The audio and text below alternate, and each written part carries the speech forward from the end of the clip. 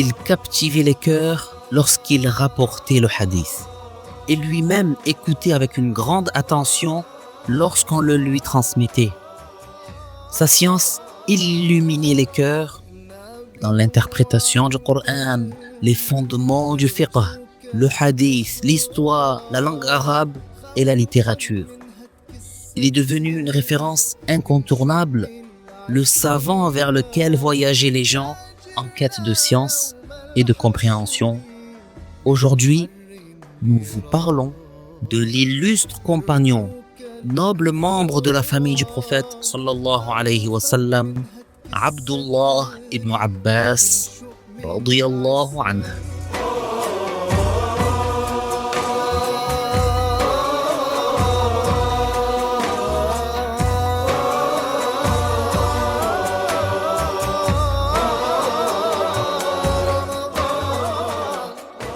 Assalamu alaikum. La louange est à Allah qui nous a accordé de vivre à nouveau cette nouvelle journée. Aujourd'hui, nous allons parler d'un homme qui était très jeune lorsque le prophète sallallahu alayhi wa sallam a invoqué pour lui afin qu'il ait la science. Et il est devenu un des plus grands savants de l'islam. C'est le fils de l'oncle paternel du prophète sallallahu alayhi wa sallam, son cousin Abdullah ibn Abbas. Que Allah Ta'ala l'agrée. Abdullah ibn Abbas était un grand homme, un compagnon glorieux, un imam illustre, un maître éminent, un grand savant de la communauté, un savant parmi ceux qui ont œuvré conformément à leur science. Il était la référence dans l'exégèse du Coran, l'imam des savants qui expliquent le Coran. Celui à qui Allah a accordé de forts arguments, le fils de l'oncle paternel du messager de Allah sallallahu alayhi wa sallam, et quel honneur dans tout cela. Bien sûr, mais avant d'aller plus loin dans sa biographie, il faut savoir que son surnom est Abul Abbas, et il s'appelle en fait Abdullah, fils de Al-Abbas, fils de Abdul Muttalib, fils de Hashim, fils de Abdul Manaf, le Qurashid, le Hashimite, que Allah Ta'ala l'agrée. Il est né 3 ans avant l'émigration honorée à la Mecque. Le prophète sallallahu alayhi wa sallam est décédé alors que Abdullah n'avait que 13 ans. Mais il avait déjà obtenu beaucoup de science et avait acquis beaucoup de biens et beaucoup de connaissances. D'ailleurs, puisque tu parles de son surnom, est à savoir aussi que Abdullah ibn Abbas était surnommé aussi Fatal Kuhul. En fait, notre maître Abdullah ibn Abbas, que Allah les agrée, lui et son père, avaient rassemblé de très nombreux mérites. C'était un grand imam, éminent, respecté, doté d'une raison remarquable et d'une intelligence exceptionnelle. C'est notre maître Omar ibn al-Khattab radiyallahu anhu, qui lui a donné ce surnom bien connu, Fatal Kuhul. Qu'est-ce que cela veut dire, Fatal Kuhul? Cela veut dire un jeune homme qui possède la sagesse des personnes âgées. Il lui a donné ce surnom après avoir constaté chez lui une grande maturité, une grande science et un haut degré. Abdullah ibn Abbas avait atteint un haut niveau dans la science et la compréhension, alors même qu'il était jeune. Alors même qu'il était encore jeune. Il s'était réuni en lui la sagesse des personnes âgées les plus éminentes, leur maturité et leur clairvoyance. Et c'est justement pour cette raison que le calife Al-Farouq, Omar, lui-même, le consultait et lui demandait conseil sur de nombreuses questions. D'ailleurs, Omar consultait Abdullah ibn Abbas pour différents sujets. Et ce, même en présence de grands compagnons du messager de Allah, sallallahu alayhi wa sallam. Et cela montre aussi la modestie et l'humilité de Omar, radiyallahu anhu, qui tirait profit de son intelligence, bien que Abdullah était encore si jeune. Maintenant, passons à sa description physique.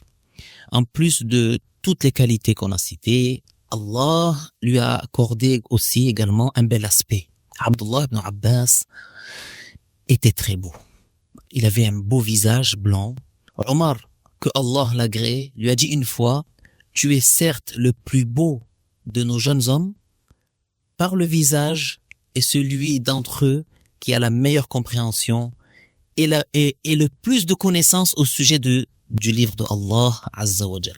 C'est vrai que quand on parle de Abdullah ibn Abbas, on pense à sa grande connaissance de la science de la religion. Ses connaissances et sa sagesse étaient grandes, et ce, depuis son jeune âge. Il cherchait à apprendre la science de la religion et il l'accueillait où elle se trouvait. Un jour, il a même demandé la permission de passer la nuit dans la maison de sa tante maternelle, Maïmouna, l'épouse du prophète, sallallahu alayhi wa sallam. Dans quel but? Pour observer ce que le messager de Allah, sallallahu alayhi wa sallam, faisait pendant la nuit. Il apprenait de lui, et il le prenait pour modèle, mais ce n'est pas tout. Il posait aussi beaucoup de questions aux compagnons du prophète, sallallahu alayhi wa sallam. Masha'Allah. Il a appris les hadiths directement du prophète, alayhi salatu wassalam, mais aussi des compagnons les plus proches. Cela explique pourquoi Ibn Abbas est une référence majeure en islam. Il y a une anecdote concernant sa quête et sa soif de connaissance. On a dit que il avait un très grand respect pour les gens de science. Il disait de lui-même, quand j'apprenais qu'un homme transmettait et connaissait un hadith, j'allais le voir. Et lorsque je le trouvais en train de faire la sieste, je mettais ma cape sur ma tête et je dormais devant sa porte. Le vent soulevait le sable et le faisait retomber sur moi jusqu'à ce que l'homme se réveille de sa sieste, sorte, me voit et me dise « Oh, toi, le fils de l'oncle paternel du messager de Allah, qu'est-ce qui t'a amené ici? Tu aurais pu m'envoyer quelqu'un et je serais venu moi-même à toi. » Alors qu'est-ce que Ibn Abbas répondait? Il disait « Non, c'est toi qui mérites que je vienne à toi. » Puis, il lui demandait de lui transmettre le hadith, il l'apprenait directement de lui. Donc, en persévérant ainsi, avec cette grande motivation dans la recherche de la science, il a obtenu une immense part de bien. Aussi bien dans sa religion que dans sa vie d'ici-bas. Il a alors rapporté les hadiths du messager de Allah sallallahu alayhi wa sallam avec une grande précision et une excellente maîtrise. Il a également rapporté des hadiths de Omar, de Othman, de Ali, de Abdurrahman ibn Auf, de Abu Dharr, de Ubay ibn Ka'b, ainsi que de son père Al-Abbas et de nombreux autres compagnons, que Allah Ta'ala les agrée tous. Abdullah ibn Abbas était un très grand savant, comme on l'a montré, et il a eu une influence immense sur les savants qui sont venus après lui. Beaucoup de successeurs, ainsi que des maîtres de successeurs parmi les plus honorables, ont appris auprès de lui et ont rapporté de lui. Parmi eux, Sa'id ibn Jubayr, Mujahid, Al-Sha'bi, Al-Hassan, Ibn Sirin et beaucoup d'autres. Tous ont tiré profit de ce qu'Ibn Abbas avait lui-même appris de la bonne guidée du messager honoré, sallallahu alayhi wa sallam, et de ses nobles compagnons, radiyallahu anhum. Ibn Abbas captivait les cœurs lorsqu'il rapportait le hadith et lui-même écoutait avec une grande attention lorsqu'on lui rapportait le hadith. Il possédait une science qui éclairait les cœurs dans l'interprétation du Coran, dans les sciences de fiqh, mais aussi dans le hadith, l'histoire, la langue arabe et même la littérature, au point qu'il est devenu un savant vers lequel voyagent ceux qui sont en quête de science pour apprendre et s'instruire auprès de lui. Son niveau de science était tellement reconnu et sa renommée tellement grande que les gens venaient le voir en groupe, les uns après les autres, pour l'écouter, rapporter la parole du prophète, sallallahu alayhi wa sallam, et apprendre le fiqh. Il y a un témoignage qui atteste de ça. Un jour, un de ses compagnons a dit « J'ai vu les gens qui étaient rassemblés devant sa porte, au point que la route ne pouvait plus les contenir. Plus personne ne pouvait entrer ni sortir. » Alors il en a informé Ibn Abbas qui a demandé à ce que on lui prépare de l'eau pour faire le wudu. Il a fait le wudu Puis il s'est assis et il a dit sors et appelle ceux qui veulent poser des questions sur le Coran et son ta'wil, c'est-à-dire son interprétation. Il a dit je suis sorti et je leur ai donné la permission d'entrer. Ils sont entrés jusqu'à remplir toute la maison. Ils n'ont posé aucune question sans qu'ils ne leur répondent et qu'ils ne leur enseignent plus que ce qu'ils avaient demandé. Puis il leur a dit, à présent, laissez la place à vos frères. Alors ils sont sortis. Puis il m'a dit, sors et appelle ceux qui veulent poser des questions sur ce qui est licite et illicite et sur le fiqh. Je suis sorti, je leur ai donné la permission d'entrer. Ils sont entrés jusqu'à remplir toute la maison. Ils n'ont posé aucune question sans qu'ils ne leur répondent et qu'ils ne leur enseignent plus que ce qu'ils avaient demandé. Puis il leur a dit, à présent, laissez la place à vos frères. Alors ils sont sortis. Puis il m'a dit, sors et appelle ceux qui veulent poser des questions sur la science de l'héritage et ce qui est de cet ordre. Il a dit, je suis sorti et je leur ai donné la permission d'entrer. Ils sont entrés jusqu'à remplir toute la maison. Ils n'ont posé aucune question sans qu'ils ne leur répondent et qu'ils ne leur enseignent plus que ce qu'ils avaient demandé. Puis il leur a dit, à présent, laissez la place à vos frères. Ils sont alors sortis. Ensuite, il m'a dit, sors et appelle ceux qui ont des questions sur la langue arabe, la poésie et les expressions rares. Ils sont entrés jusqu'à remplir la maison. Et là encore, ils n'ont posé aucune question sans qu'ils ne leur répondent et sans qu'ils ne leur apprennent plus que ce qu'ils avaient demandé. Celui qui rapporte ce récit a dit, si toute la tribu de Quraysh tirait sa fierté de cela, cela leur suffirait largement. Je n'ai jamais vu cela accordé à quelqu'un d'autre que lui. Radiyallahu anhu. Le messager de Allah, sallallahu alayhi wa sallam, a fait une invocation pour Ibn Abbas. Il a dit ce qui signifie « Oh Allah, fais qu'il apprenne l'interprétation du Coran ». Et dans une autre version encore, le prophète, sallallahu alayhi wa sallam, a fait cette invocation qui signifie « Oh Allah, fais qu'il apprenne la science des lois de la religion et l'interprétation du Coran ». Le Hafiz Ibn al-Jawzi a dit « Et il n'y a pas de doute que Allah a exaucé cette invocation du messager sallallahu alayhi wa sallam. » Et l'invocation du messager en faveur alayhi salatu wassalam, en faveur de Ibn Abbas a été exaucée au point que il en est devenu une référence. Turjuman al-Qur'an. Il a fait une invocation pour qu'il ait la science du ta'wil.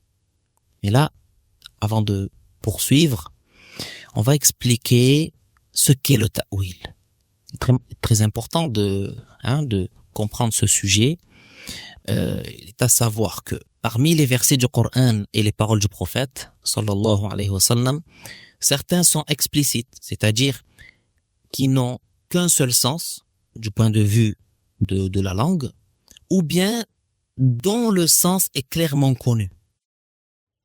Et d'autres qui sont non explicites.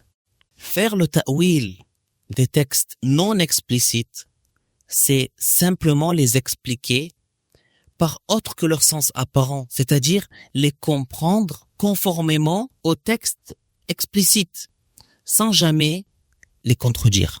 En effet, Allah Ta'ala nous apprend dans le Coran l'existence de versets, ayah, explicites et de versets, ayah, non explicites. Allah Ta'ala dit dans un verset qui décrit le Coran « Huwa alladhi anzala alayka al-kitab » منه آيات محكمات هن الكتاب وأخر متشابهات. Ce verset signifie, le sens de ce verset, c'est que c'est lui, Allah, qui t'a révélé à toi, au Muhammad, le livre, le Coran, dans lequel il y a des versets explicites qui sont la base du livre. Et d'autres, c'est-à-dire d'autres versets qui, eux, sont non explicites. Il faut savoir que tout comme il y a des versets explicites et d'autres qui ne le sont pas, il en est de même pour les hadiths, les paroles prophétiques. Cela tient au fait que l'arabe, la langue de la révélation, est une langue riche. Donc, faire le ta'wil d'un mot ou d'une expression signifie donc l'expliquer par un sens autre que celui qui vient en premier à l'esprit parmi les différents sens possibles d'après la langue, et de manière que ceci ne contredit ni la révélation, ni la raison. Les savants, dans leurs tafsirs, leurs ouvrages d'exégèse du Coran, ont sorti certaines expressions de leur sens apparent lorsque il y a nécessité, afin de protéger les musulmans d'une mauvaise compréhension. Mais là, il faut bien faire attention sur le fait que faire le ta'wil des textes non explicites nécessite une très vaste connaissance de la religion et de la langue arabe. Et ça, c'est du ressort des savants, hein, les plus forts, les plus qualifiés, hein, que Allah Ta'ala a désigné par le terme ar-rasikhuna fil ilm. Ça, c'est dans la suite du verset. وَمَا يَعْلَمُ تَأْوِيلَهُ إِلَّا اللَّهُ وَالرَّاسِخُونَ فِي الْعِلْمِ, hein, qui signifie n'en sait l'interprétation que Allah et ceux qui sont versés dans la science. Et il n'y a pas de doute qu'Ibn Abbas fait partie de ceux qui maîtrisent cette science, la science de l'interprétation du Coran. Il est celui qui est à la tête de ces savants que Allah l'agrée. D'ailleurs, il disait lui-même Ana minar rasikhina fil ilm, c'est-à-dire je fais partie de ceux qui sont versés dans la science, qui maîtrisent cette science. Parmi les versets qu'il a interprétés, il y a notamment la parole de Allah Yawma yukshafu an saq, qui signifie le jour où sera découvert un saq. Ibn Abbas a expliqué que saq, dans ce verset, désigne l'intensité et la difficulté due à l'angoisse au jour du jugement, et non de la jambe. C'est vrai que le sens apparent du mot saq en arabe, c'est la jambe. Mais ce sens est impossible au sujet de Allah. Parce que cela contredit les textes religieux. Comme par exemple, sa parole ta'ala, laysa kamithlihi shay', qui signifie absolument rien n'est semblable à lui, absolument rien n'est pareil que lui. Donc, on doit procéder à l'interprétation. On doit faire le ta'wil, c'est-à-dire à l'expliquer par un autre sens que le sens apparent. Et bien sûr, un sens qui existe dans la langue arabe. Et si on regarde parmi les significations du mot saq, en arabe, on trouve les difficultés. Donc ici, Ibn Abbas a dit que le mot saq, dans cette ayah, signifie les difficultés du jour dernier. Et on peut citer un autre exemple. Par exemple, la parole de Allah Ta'ala dans Surah An-Nur. Allahu nuru samawati wal ard. Au sujet de ce verset, Ibn Abbas a dit, cela veut dire que Allah guide les habitants des cieux, qui sont les anges, et les habitants de la terre vers la lumière de la foi. Ici, Allah, Nour, ne veut pas dire Allah est une lumière, dans le sens de l'opposé de l'obscurité, parce que Allah est le créateur de la lumière et de l'obscurité. Il ne leur ressemble donc pas. Et parmi les noms de Allah, subhanahu wa ta'ala, il y a bien An-Nur. Mais qu'est-ce que ça signifie? Cela signifie Al-Hadi, c'est-à-dire celui qui guide. C'est dans ce sens. Et justement, dans la suite de ce verset, Allah a cité une comparaison avec la lumière de la foi qui guide les cœurs des croyants.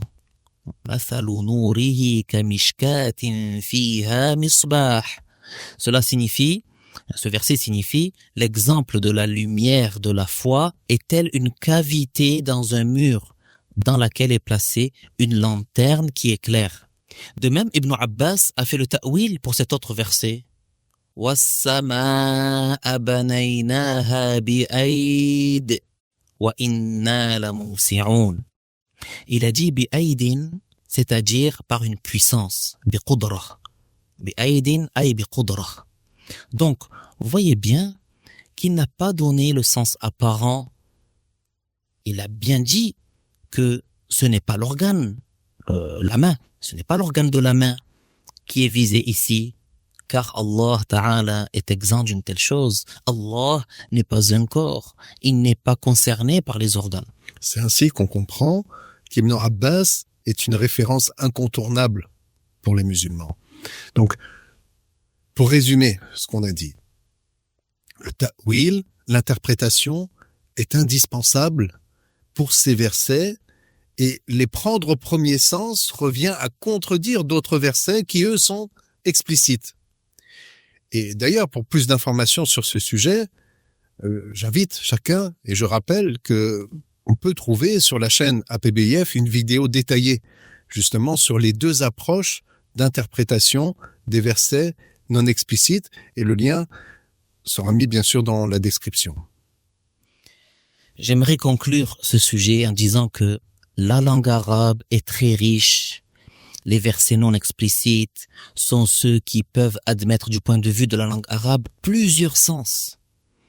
Il est donc nécessaire de considérer leur sens ou leur explication ou interprétation en accord avec les versets explicites qui, eux, n'admettent qu'un seul sens ou dont le sens est clairement connu. Parce que les comprendre dans un sens qui contredirait les versets explicites amènerait alors à une contradiction entre les versets, entre les textes. Et ceci est impossible. Les versets du Coran ne se contredisent pas. Et les hadiths ne se contredisent pas. C'est une règle fondamentale et extrêmement importante du tafsir, de l'exégèse. Et cela a été cité par le cheikh Fakhruddin al-Razi. Donc, ceux qui assimilent Allah à ses créatures ne comprennent pas cette richesse. Le mot yad, en arabe, il a 14 significations. Le mot wajh, en arabe, il a plusieurs significations. Tout comme le mot ayn.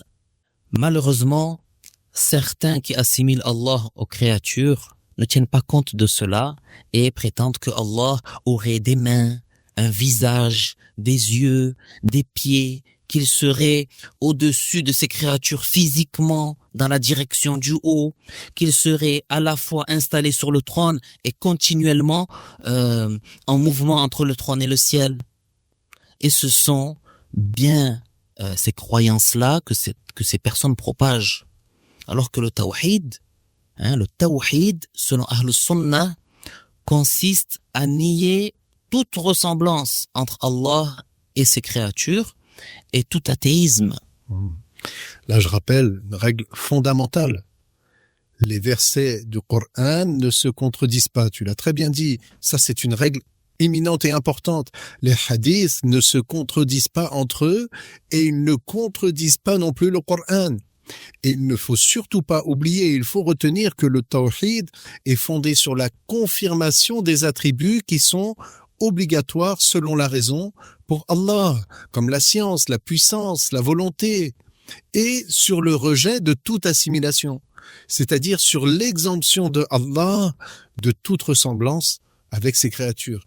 Et ceci est tiré du Coran honoré, dans de très nombreux versets. Notamment sa parole Ta'ala Laysa kamithlihi shay wa huwa as-sami'ul basir. Ce verset signifie absolument rien n'est pareil à lui. Et il est celui qui entend, celui qui voit. Ou encore de la parole de Allah Ta'ala wa lam yakul lahu kufuwan ahad. Là encore, ce verset signifie il n'a strictement aucun équivalent. Encore sa parole Walillahil mathalul a'la wa huwal azizul hakim.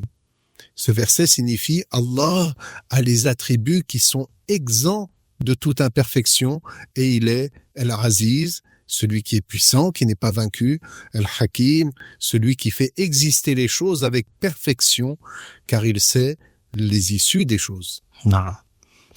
Concernant l'exemption de Allah de toute ressemblance avec ses créatures, c'est le fondement de la foi. Et j'ajouterai aussi le verset فَلَا تَضْرِبُوا لِلَّهِ الْأَمْثَالِ إِنَّ اللَّهَ يَعْلَمُ وَأَنْتُمْ لَا تَعْلَمُونَ, qui signifie alors n'attribuez pas de ressemblant à Allah, Certes, Allah sait votre devenir et vous ne savez pas. Pour ce qui est du verset que tu as mentionné, Laïsa kamithlihi shay, qui signifie absolument rien n'est pareil à lui, c'est le verset le plus explicite qui soit parvenu au sujet de l'exemption de Allah tabaraka wa ta'ala de toute ressemblance avec ses créatures. De même, de ce verset, qu'est-ce qu'on comprend? On en comprend qu'il s'agit d'une exemption totale. L'explication de ce verset est que Allah n'a absolument aucune ressemblance avec quoi que ce soit, d'aucune manière que ce soit. Si on regarde bien ce verset, on remarque que ce verset comporte, au début, la négation de tout ce qui n'est pas digne d'être attribué à Allah, à savoir l'incapacité, l'ignorance, la limite, la couleur, les organes, la forme, l'image, l'aspect, ou encore la composition. Et dans la suite du verset, wa huwa as-sami'ul basir, ce verset qui signifie il est celui qui entend, celui qui voit. Il y a là la confirmation de ce qui est digne d'être attribué à Allah. En effet, l'ouïe est un attribut qui est digne de lui être attribué. Il en est de même pour la vue. Mais dans ce verset, Allah Ta'ala a fait précéder l'exemption de toute ressemblance avec les créatures afin que personne n'ait l'illusion que son ouïe et sa vue seraient semblables à l'ouïe et la vue d'autres que lui. Allah voit sans avoir besoin de rayons lumineux, sans avoir besoin de pupilles, et il entend sans avoir besoin d'oreilles et de tympans, ni d'aucun autre organe. Car Allah Ta'ala, rien n'est pareil à lui. Il n'est pas un corps, et il n'a aucune ressemblance avec les corps. Voilà, cette émission arrive à sa fin. On va terminer, Inch'Allah Ta'ala, la biographie de ce grand savant de l'islam en parlant de son décès. Alors, la disparition de ce grand compagnon, Abdullah ibn Abbas, qui est une référence dans l'exégèse du Coran, il a vécu, que Allah l'agrée lui et son père, une longue période en transmettant la science et la sagesse, en diffusant le savoir parmi les gens. Sa renommée, elle s'est répandue dans de nombreux pays, jusqu'à ce que la mort vienne à lui en l'an 68 de l'Hégire. Que Allah Ta'ala l'agrée. Il avait 71 ans. 71 ans. Il est décédé à At-Taif. At-Taif, c'est dans la péninsule arabique, c'est pas très loin de la Mecque. Lorsqu'ils sont sortis pour transporter son corps, un oiseau majestueux est apparu et est entré dans son linceul. Puis les gens ne l'ont plus revu. Ils ont considéré cet événement comme une image symbolique de sa science. Quand il a été enterré, ces ayats ont été récités près de sa tombe, sans que l'on sache qui les avait récités. Ya ayyatuha an-nafsul mutma'innah irji'i ila rabbiki radiyatan mardiyah fadkhuli fi ibadi wadkhuli jannati.